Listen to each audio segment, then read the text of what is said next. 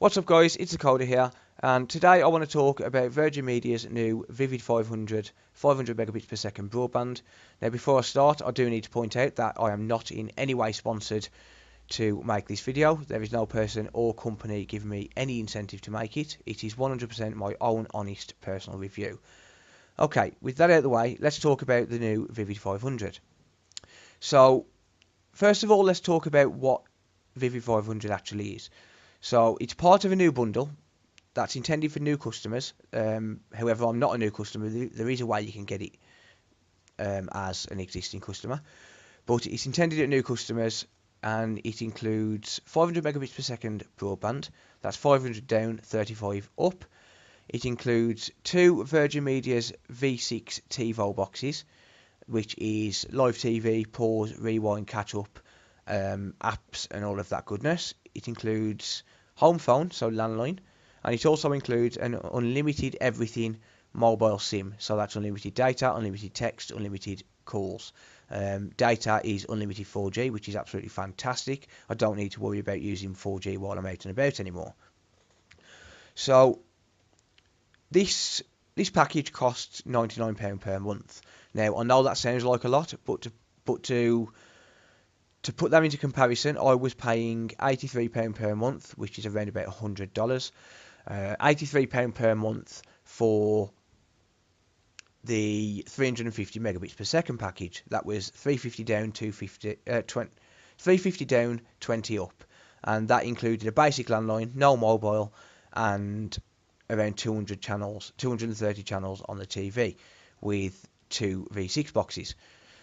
So it costs £99 per month as an introductory offer, with the price increasing to £139 per month after 12 months. Now, don't panic, because every time I get a price increase, I call Virgin Media up, threaten to leave them, and they change the price for me. They drop it down by like 20%.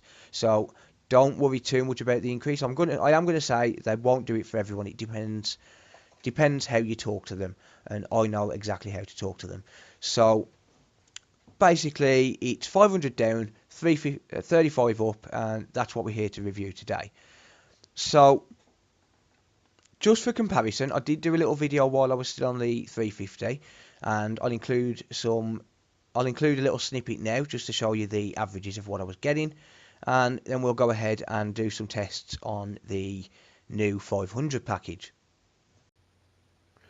Alright, so unfortunately, the audio seemed to have messed up on this video that I did a few days ago, and I can no longer go back and redo that video. Now I'm on the 500 meg package. So I'm going to do a little voiceover and just explain basically what we're doing here. Is we're using speedtest.net to perform 5 speed tests. They're going to be performed using the closest available server, which is the Wolverhampton server. And then we're going to take all of those download results, add them together, divide them by 5. That will give us an average download. We're going to do the same again for all the upload results, add them together, divide them by 5, and then the same again for the ping, and that will give us an average of what we actually get compared to what we're actually paying for. So I'll let this little clip run along, and I'll see you all in the next bit.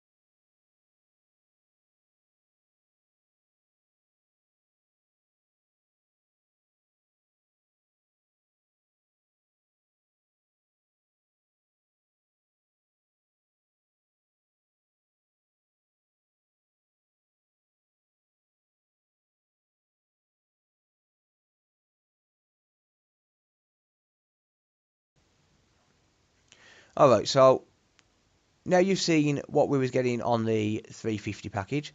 Let's go ahead and perform some tests on the 500 package. So the first test I'm going to do is the same as I did with the 350, and that's 5 speed tests using the closest server possible on speedtest.net. So let's get into that first of all.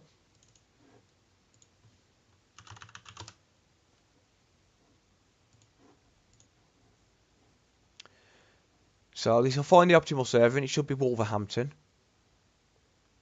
Okay, it's Birmingham. Let's change that to Wolverhampton. We do want to make it fair. So we're going to change this to Wolverhampton. And we're going to click Go.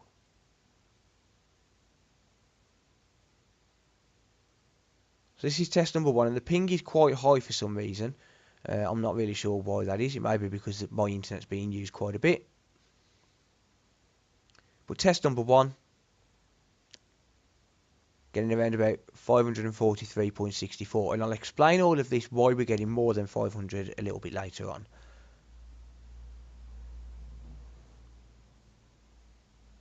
So upload, pretty much dead on 35 megabit per second. Alright, so let's pop that into Notepad, and we're going to perform 5 tests and then run the averages. So test 1, D was 534.64, upload 35.80, and ping 19 milliseconds. Alright, let's run test number 2 now.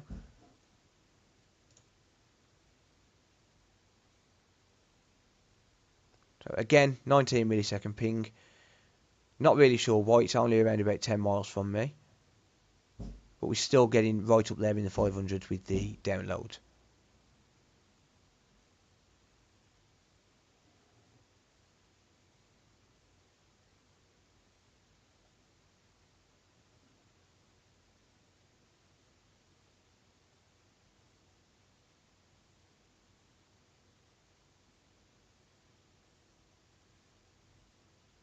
So 35.47 on the upload. So let's just copy this just for simplicity. So 549.72.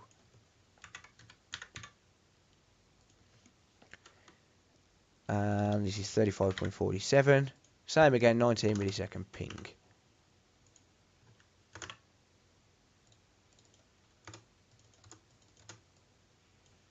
Alright, test number 3, let's go.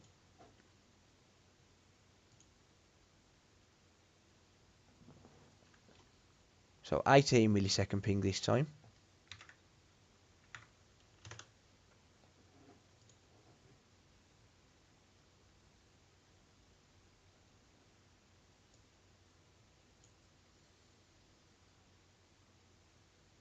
Highest one yet. And upload. Probably going to be around about the same.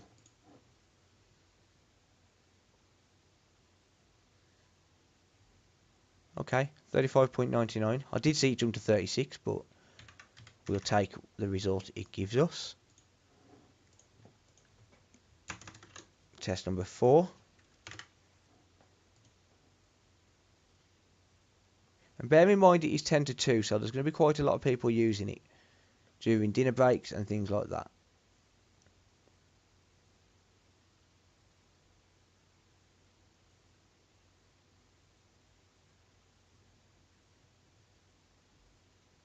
So 537.26.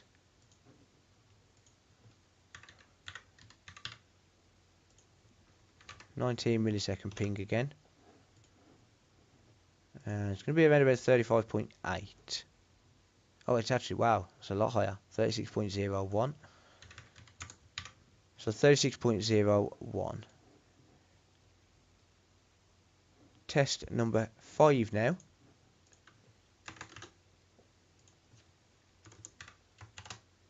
$20 millisecond ping. So the ping is quite high today, but usually the ping is around about 9 seconds, 7 to 9 seconds.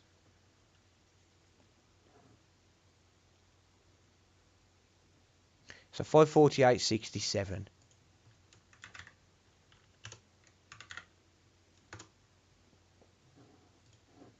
And upload.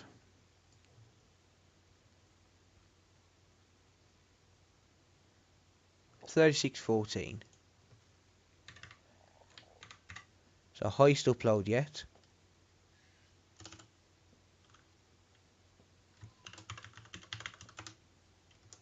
and the averages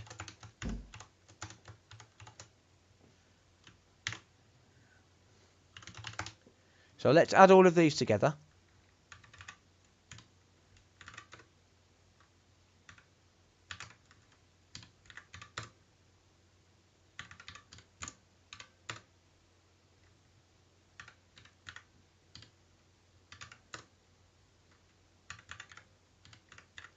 And then we'll divide those by 5. Oh, no, we don't want.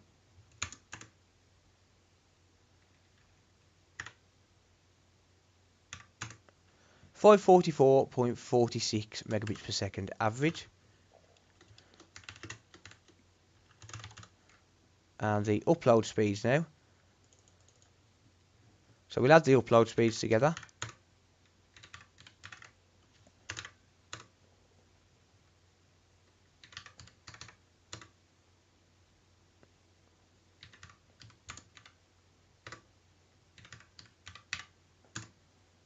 And then we'll divide those by 5 again. 35.88. And the average ping is going to be 19 milliseconds. We don't need to calculate that. So the average ping is 19 milliseconds. Now, like I said, the average ping usually is around about 7 to 9 milliseconds. I don't know why it's quite high today, but it's not going to be 19 milliseconds on all servers. So if we run the Birmingham one like it suggested, we're getting 9 milliseconds. So maybe there's a lot of people using the Wolverhampton one and that's causing latency, but I don't know. Either way, we usually get around about 9 millisecond ping on the network here. Okay, so now we've got the averages. We know roughly what we're getting. We're getting around about 545 meg, which is nearly 10% more than what we're actually paying for. So it's around about 8%, 9% more than what we're paying for. So what we need to do now is we need to actually perform some real world tests. So I'm going to download some large files. I'm going to download a 1 gigabyte and a 10 gigabyte. Now, 10 gigabyte, it's unrealistic for some people. However, for people like me, a programmer, a gamer, a computer technician, 10 gigabyte is nothing compared to what I download. Last month, I downloaded over 2 terabytes of data, and that was information provided by Virgin Media. Okay, so we're going to go for a test file, and this site I think I worked out was around about the location of this server. I think I worked it out to be about 700 miles from me, which is an awful long way. And we've got a 1 gigabyte and a 10 gigabyte file that we can download. So first of all, we're going to start with the 1 gigabyte. So we're going to start a timer. I'm going to snap that to there, snap that to there, and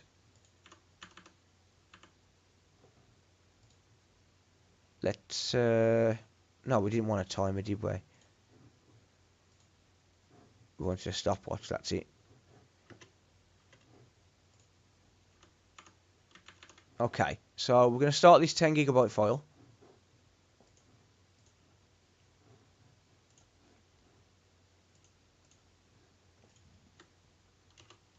And you can see that is running. We're getting 61, 62, 63 megabytes per second, 64.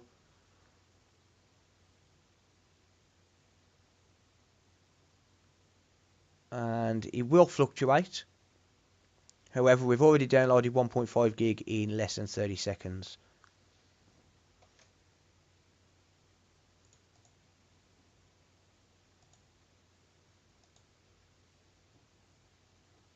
Let's clear them ones off. So it's saying 2 minutes 10 seconds. It'll probably be a little bit longer than that.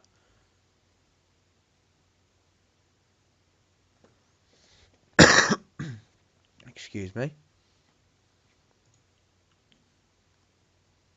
So we're actually balancing out now at around about 65 megabytes a second.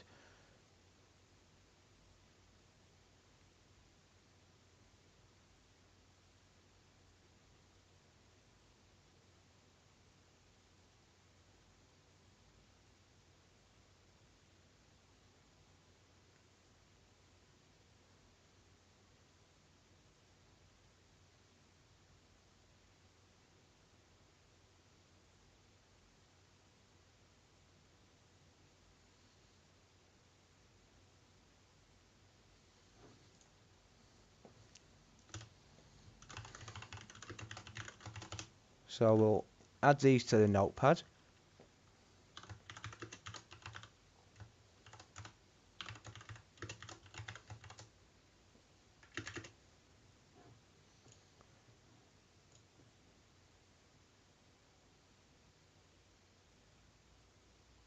So 55 seconds left according to Firefox.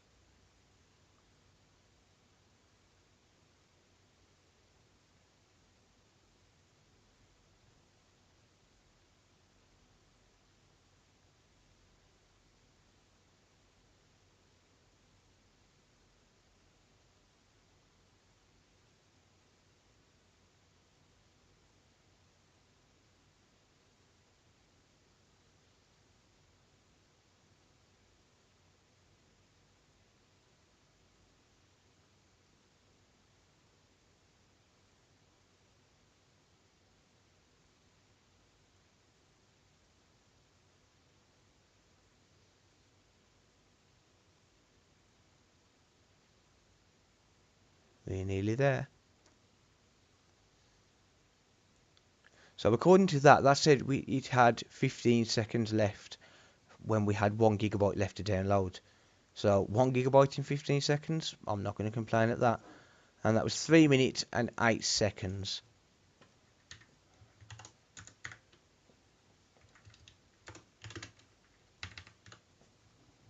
Okay. So now let's go ahead and run the 1 gigabyte file.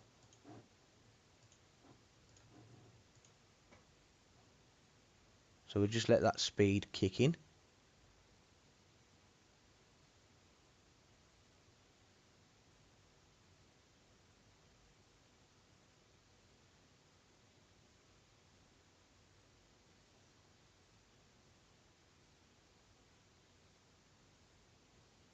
And it's really getting up there now.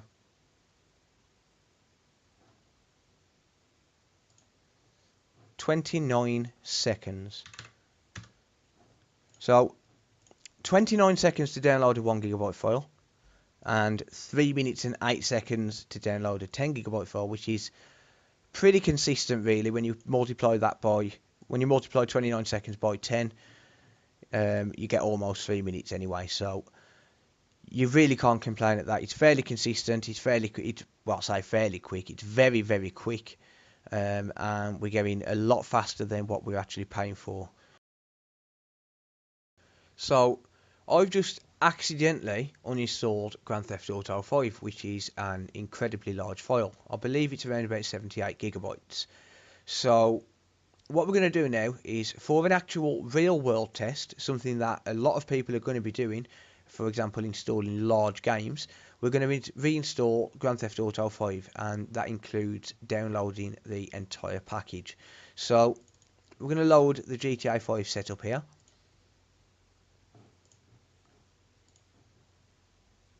And it's going to run through and install DirectX first. And then we're going to start the timer and see just how long it's going to take to install GTA 5. So we're not going to start the timer yet because we're still installing DirectX.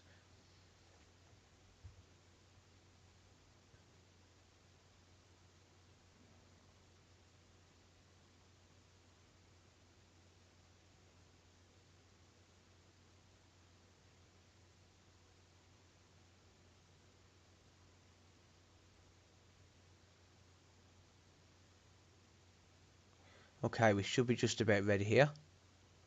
So as soon as that starts, I'll start the timer.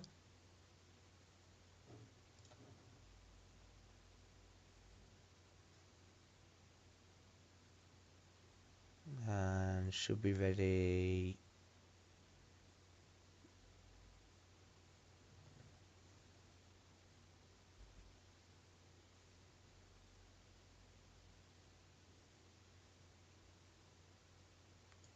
And there we go. Straight up there.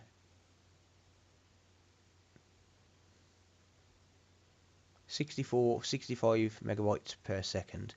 So what I'm going to do is I'm going to start there. I'm going to keep this downloading and I'm going to fast forward it. I don't think you're going to want around about 20 minutes of download. So I'm going to fast forward it, and then we'll see just how long it's taken.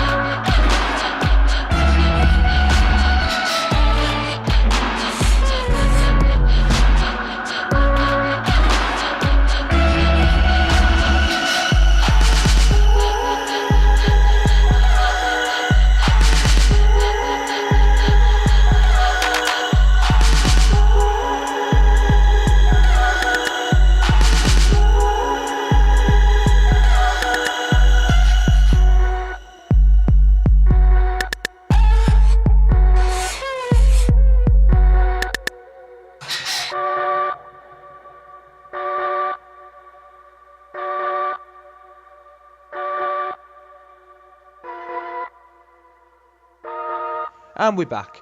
And as you've seen from that, it took 34 minutes, or just under 34 minutes, to download the 82GB for the main installation. And obviously I'm not going to include installing the update and installing everything, so it took 34 minutes to download. We peaked at around about 580 megabits per second from what I saw. It may have gone a little bit higher, I'm not sure. So that's around about 8 to 10% more. Sorry, no, it's around about 15% more than what we're actually paying for. So obviously those numbers are never consistent, and the reason for that is because with GTA 5, while it's actually downloading, it's installing as well, so it stops and starts and stops and starts and stops and starts. If we was actually downloading an 82GB file, it probably would have took around about 25 minutes. So absolutely fantastic there. Really can't complain with the speeds at all. It seems to be consistent throughout the day. The lowest I saw it go yesterday was 480 megabits per second. However, there are clauses in the Virgin Media terms of service stating that you can't exit your contract unless it goes below 250 meg for 3 days consecutive. So now let's talk about what technology this is based on. So this is currently based on the Euro DOCSIS 3.0, which is the same standard that they was using for the 200 and 350 megabit per second. It's the same standard they use across Europe. I have seen quite a lot of complaints about people stating that it should be running on DOCSIS 3.1. However, it's irrelevant. I just want to get that out there. It's absolutely irrelevant. DOCSIS 3.0 can perform up to 1.2, can provide up to 1.2 gigabits per second, and DOCSIS 3.1 is up to 10 gigabits per second. We're obviously nowhere near the 10 gigabits per second line yet. We're nowhere near even 1.2. There are going to be a couple of cities. I think there's 2 gigabit cities planned for Virgin Media at some point this year or next year. However, again, we don't need to run on DOCSIS 3.1 for that. So I don't know what people are complaining about. Alright, so the reason that you get basically more than you pay for is because of something called over-provisioning. Now, what over-provisioning means is that Virgin Media take into account that at peak times there are going to be a lot more people using the network than there are at other times. So what they do to counterbalance this is they set your throughput higher than what it actually is. They set your downstream higher than what it actually should be. And the reason for this is so when there are a lot of people on the network and the network becomes congested, it slows down a little bit, but not by much.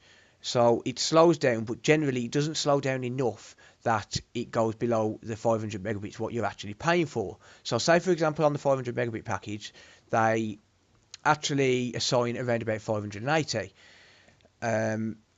And the reason I shine above the rest is because no other company does this. So BT, for example, don't do this. They don't take into account the fact that they provide for 91% of the country, or they cover 91% of the country, and that their network's extremely over-congested. And that's why instead of getting the 78 megabits per second, which they advertise, you're lucky to get 40. Some people get a little bit more, some people get a hell of a lot less. My sister, for example, only gets around about 20, and she's on BT's, or rather Sky's fibre package, and she gets only around about 20 megabits per second. My other sister, however, is on Virgin Media. She's on the 100 megabit package, and right now she is experiencing some pretty bad service. She's only getting around about 30 to 40 megabits per second on the 100 megabit package. Now, I have explained to her that she can exit her contract. I have explained to her that Virgin Media have to compensate her. I don't know what she's doing about this, and I don't know the reason. I don't know the exact reason why she's receiving such bad service when I've never had a problem. It may be something she's done. She may have caught a wire somewhere. She may have electricity cables running right next to her coax, which will affect the performance. She may have an old building what's blocking Wi-Fi signals. I don't know, but either way, she's losing connection, and she's not getting the package that she pays for. So I will point that out, that some people do experience problems, and I have read a lot of reviews online that people are experiencing problems with the other packages. Personally, for myself, never had a problem with Virgin Media. I've never experienced any slowdowns. I do all of my own networking, and I ensure that I don't get any excess noise levels caused by electricity cables. I make sure that I don't get any blockages on Wi-Fi by using a mesh Wi-Fi system, and on Wi-Fi I'll get my full 500 megabit speed. So I think that pretty much covers everything. If you do have any questions, drop me a comment down in the comment section below. If you are a new customer and you do want to sign up to this package, and obviously I'm not endorsing anything, but if you do, then drop me a message. I will sort you out with an affiliate link, or a referral link rather. It's not an affiliate link, it's a referral link, where you get £50 off your first bill and I get £50 as a kickback for referring you. So if you do want to join up to this package, let me know. I'll get you £50 off the bill. That's available to all customers. So drop me a private message and I'll give you information on how you can sign up to that. Alright, so I hope you found this video helpful. I hope it helps you to understand a little bit better what the 500 megabit package provides. And if you, like I said, if you have any questions, please feel free to let me know. Drop a like on this video if you found it helpful, and as always, subscribe, and I'll see you all in the next one. Bye for now.